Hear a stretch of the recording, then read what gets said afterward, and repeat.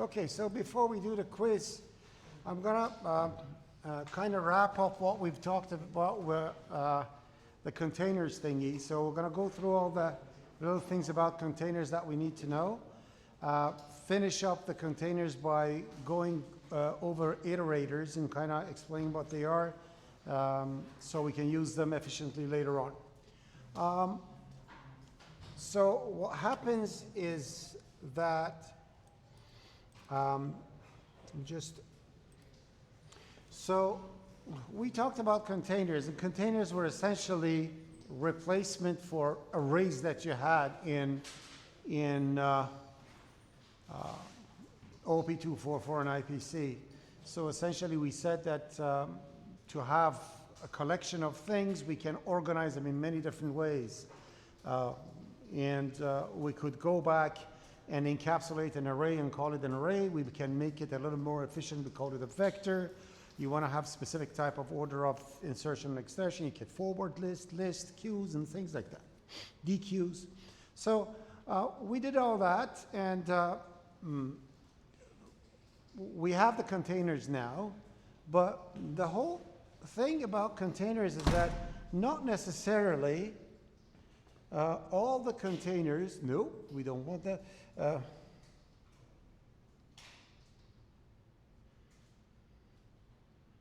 Is it okay? Or okay, you can see something over there, right? Hopefully. Or you want me to turn that off? It's okay. All right. So yeah.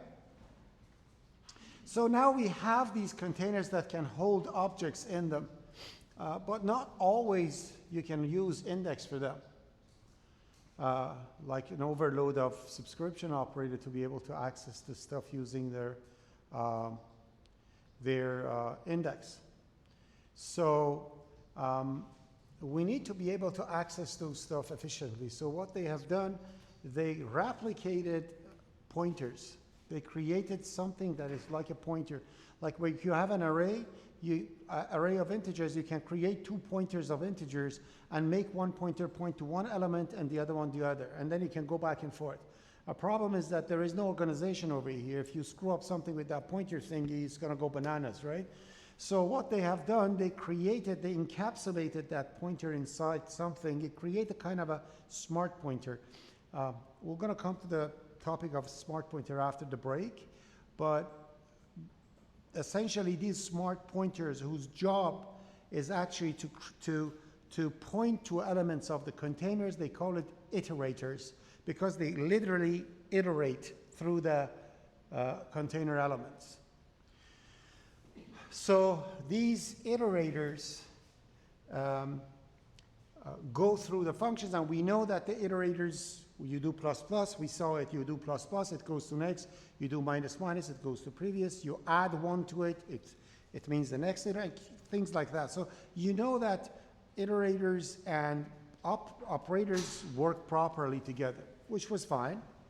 But to make those things even better, they created this utility functions that work on iterators.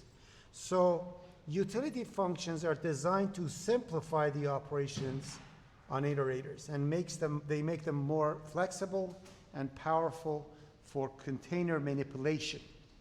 Okay? So the common uses of iterators to calculate distance between 2 iterators. For example, you have 2 iterators set in a vector. We want to know how far they are from each other. How many steps I have go from one to get to the other one. Distance between 2 iterators. Or moving iterators forward and backward, not only with plus, but say I want this thing to move forward 10 steps, not keep adding 1 and doing stuff like that. Even if you do plus something, it doesn't change the iterator itself. If you have an iterator I and you say iterator I plus 5, it means 5 steps further, but that iterator remains where it was. So with these functions, efficiently, you can make the iterator move forward and backward efficiently. And also, it helps. It is to help you to modify the containers using iterators. The very first thing is called distance. Now, if you look at the code over here, I have a utility function called distance. I have a start and an end, and remember always, start over here is when it's the begin at line 7, it means 10, but line number 8 that says end, it means 1 after 50. It's not 50 itself, which means start must have 5 steps forward to reach to end. Okay? Do I make sense? Okay, so that end is after 50. It's not 50 itself. So if I look at if you want to know how many elements you have in a vector, of course you can do the size, but forget about that. If you actually want to know what is the distance between 2 iterators, you can use the distance between the 2, and it tells you how many steps you can go from one to another. So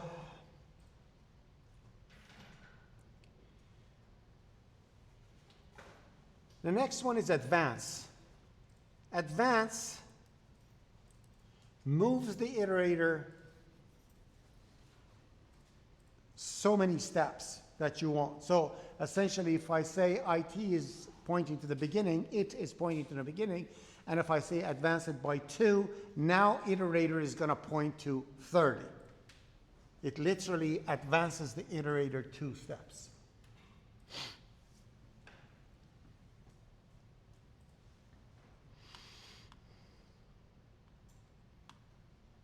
The next one is, ironically, next and previous.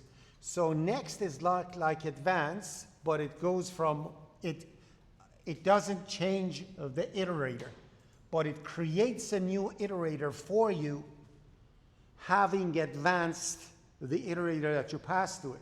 So if I say num begins 3, IT that is created over there will point 3 steps after beginning. Okay? Therefore, it's going to stand at 40. So it doesn't change the first. Advance changes the first argument. Next doesn't. Next creates a new iterator for you, pointing to whatever you want. So if I say next begin in 0, it's going to create an iterator that points exactly where begin points. Got it? Okay. And previous does the same thing, but goes backwards. So if I'm pointing to the end and I'm coming back twice back, knowing that end is 1 after 50, 2 steps back will be 50 and then 40. So 40 becomes the output of this thing. That's previous. So on previous use the dot end and on next use dot begin, isn't it? Previous goes backwards. So when you are pointing to end, if you say go to previous twice, it means 2 steps back. If you want to go forward, you go 2 steps forward. Yeah.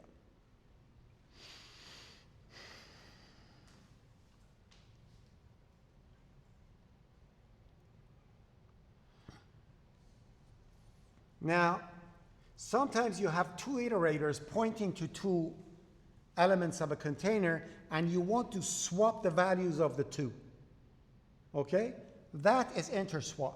So interswap essentially makes the target of 2 iterators swap values.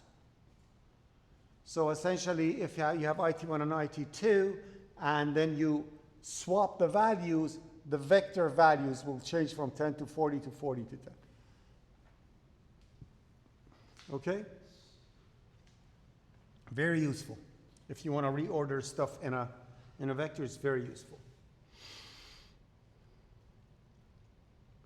The next one is too early to talk about it. I'm just going to show you an example because it is used when you are dealing with algorithms. We said that containers are to keep the data in some kind of a container. Algorithms are to work on containers and apply certain type of algorithm, whatever, like sort or copy. Like for example, you want to copy the elements of one container to the back of another one, then there is something called a back inserter.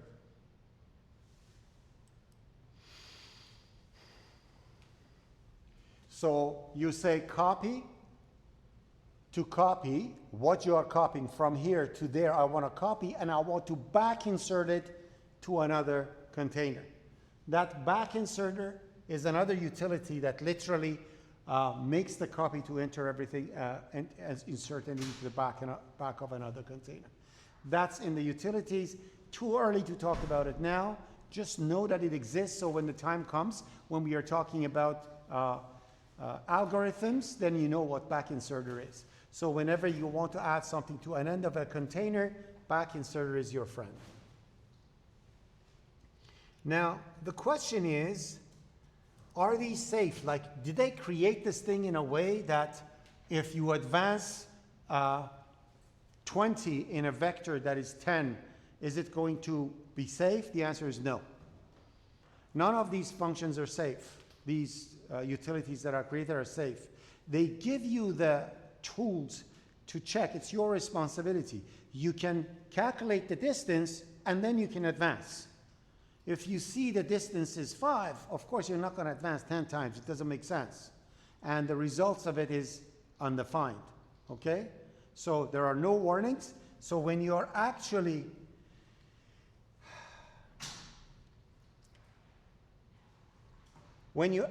misuse them, your program may crash, you may corrupt the memory, your program may run but produce incorrect results, and the debugging becomes extremely difficult. So you have to make sure to either one of these 4 rows, please. Okay. All right. So that's that. So how can we actually write a safe thing? As I said, you have the tools. If I want to advance inside that container, I can always check the distance. If the steps is greater than 0 and the distance yada yada is not greater or equal to steps, then I can actually do the steps. So I can check to see what it is. And using these tools, I can create my own utilities. Like if I want to have a safe advance function, I can actually create it by saying safe advance gets an iterator beginning to the end and advances that much. So what I will do, I will first make sure that the n is greater than 0. Then I'll make sure that the distance between it and n is actually greater than n. If that's the case, then I'll advance. Otherwise, if it's not, then I will check everything and make sure that the advance is happening successfully, and then I advance. If not, then I can throw an exception myself. So my safe advance will advance properly and throws an exception. Out of range exception actually is an exception that is defined inside the exception header file, but none of the C functions throws it. It's for you to throw it if you need it. So when you do your custom stuff, okay? And you know that C++, it tries to make everything safer and safer.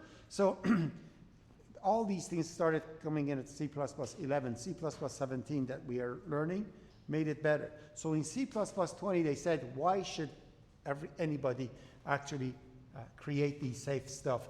Let's actually create a library for it, and we call that ranges. So ranges actually have these utilities in a safe way. Okay, but it's C++ 20. I'm just letting you know that they exist. I'm not going to test you on it. There is a utility called ranges. You can go to ranges, and the advanced that you do is a safe version of the advanced that you have that moves everything safely. Okay? And that's all about iterators. I just wanted to give you these things the last time, but the amount of information was exploding your head, so I said, just forget it. We're going to do it the next time. So these are essentially what I was talking about at the time. Are we good? Questions on this? Suggestions? Objections? We good? Okay, so now what I'm going to do is I'm going to restart your computers.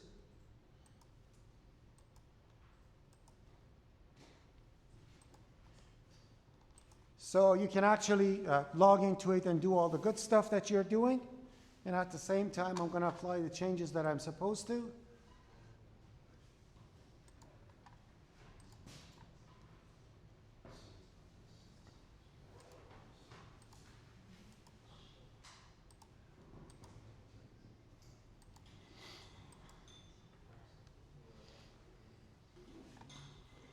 Okay?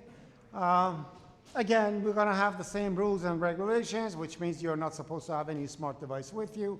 If you have it after you log in, you put it in your backpack. It's not supposed to be in your pocket. Any watch, anything in your pocket, that means plagiarism. It doesn't mean that you didn't do it. If you holding it in your pocket means plagiarism. It has to be in your bag, away from you. If you don't have a bag and you want to put someplace your stuff, that table is over there for you. You can actually move everything over there. But please don't put your bag on a table. It has to be away. I need to see your table.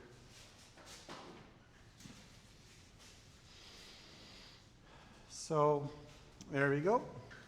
I'm going to pause the recording over here. I'll stop.